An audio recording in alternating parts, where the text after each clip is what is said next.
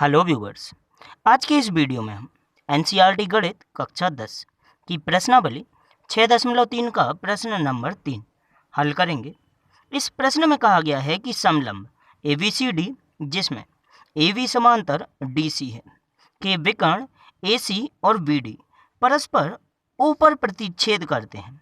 दो त्रिभुजों की समरूपता कटौती का प्रयोग करते हुए दर्शाइए कि OA अपॉन OC बराबर OB अपॉन OD।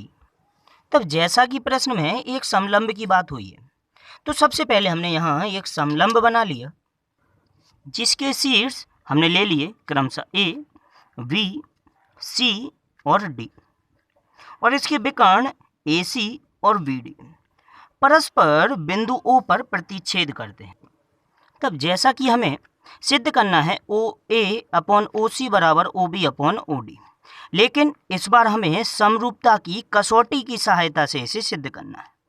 तो हमने सबसे पहले यह लिखा कि दिया है और दिया है में हम प्रश्न में हमें जो जो जानकारी दी गई है वह सब नोट करेंगे, जिसमें हमने लिखा समलंब ABCD में AB समांतर DC है तथा AC व BD परस्पर बिंदु O पर प्रतिच्छेद करते हैं जैसा कि प्रश्न में हमें दिया गया था। तो स्टेप बाय स्टेप इस प्रश्न को करते हुए नेक्स्ट पॉइंट हमारा आता है सिद्ध करना है, और सिद्ध करने के लिए हमसे कहा गया है OA अपॉन OC बराबर OB अपॉन OD, ऐसा हमें सिद्ध करना है। तो यदि हम चित्र में देखें तो हमें दिया गया है AB समांतर DC, तो AB और DC ये दोनों ही भुजाएं हमारी आ रही हैं त्रिभुज AOB और COD में, और साथ ही साथ हमें सिद्ध क्या करना है कि OA अपॉन OC बराबर OB अपॉन OD। तो हमने यहाँ त्रिभुज AOB व त्रिभुज COD ले ली। लिखा प्रूविंग अर्थात उपपत्ति त्रिभुज AOB व त्रिभुज COD में।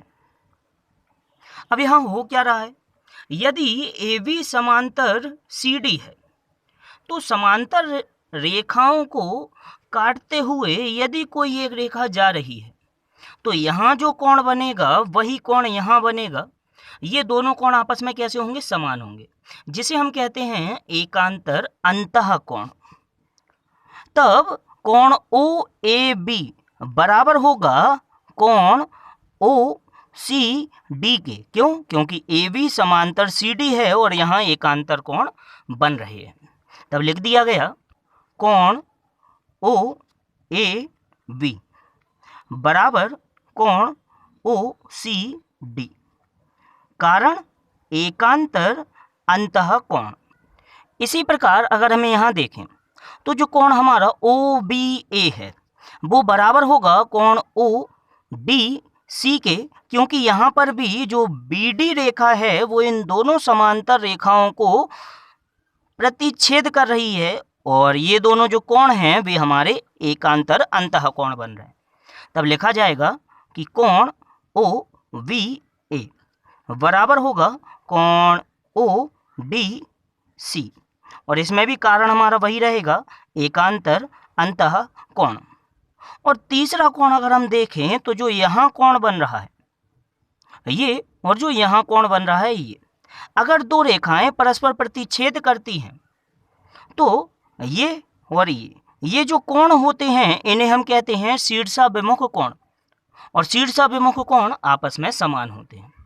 अतः कोण AOB बराबर होगा कोण COD के, और कारण लिख दिया शीर्षाभिमुख कोण।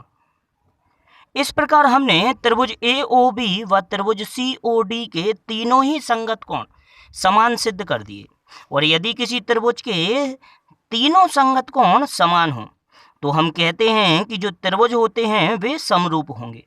अतः त्रिभुज AOB समरूप होगा त्रिभुज COD के, और समरूपता की कौन सी कसौटी लगेगी यहाँ पे, यहाँ कसौटी लगेगी A समरूपता।